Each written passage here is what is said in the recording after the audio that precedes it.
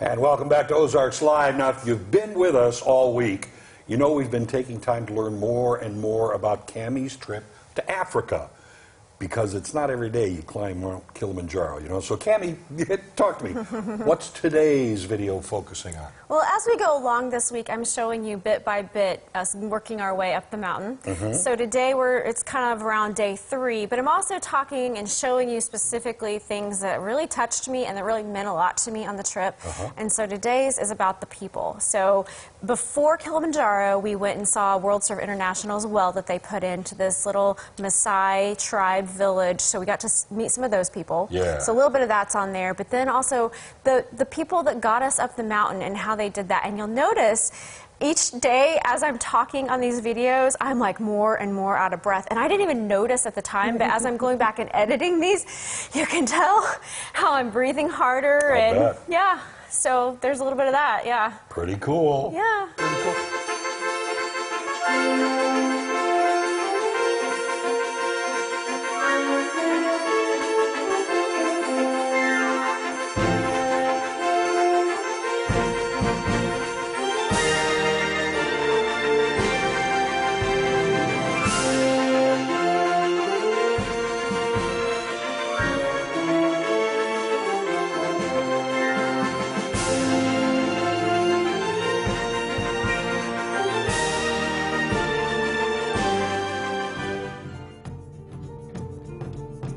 The people we were around in Tanzania had such a joy and gentleness about them.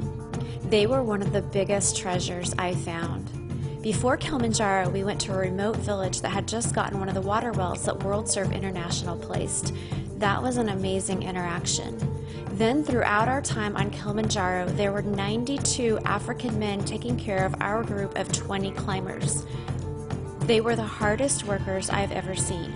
We would leave camp in the morning, then they would tear it down, carry everything, including our luggage, pass us on the trails, and have camp set up before we would ever get there.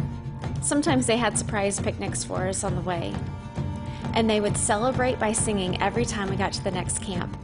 They were known as the A-Team.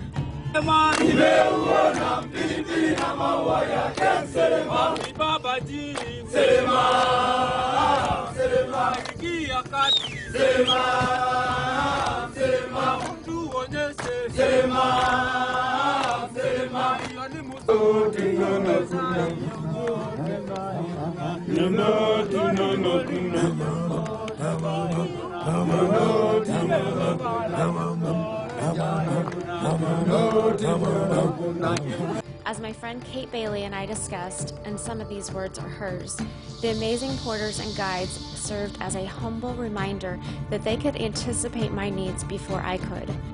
And I'm not just talking about the obvious climb. I'm talking about the food I needed to be successful, the tea I needed before I even opened my eyes. Yes, they woke us up with hot coffee or tea in our tents. The perfect sleeping bag, the twice daily medical checks, the perfect tent. When the summit got really hard, they were putting water to my mouth before I even thought about it myself. A guide instructed my every step. Pole, pole, they would say. It means slowly, because they knew what was ahead.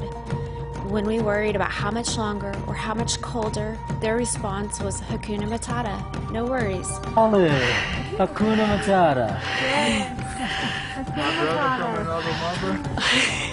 Mambo VP Cami.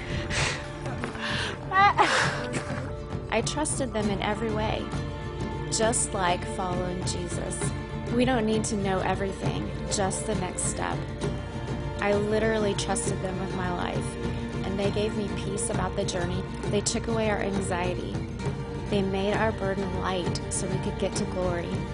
I learned Hakuna Matata as a way of life when you have the right guide. Psalm 31, 3-5, you are my cave to hide in, my cliff to climb.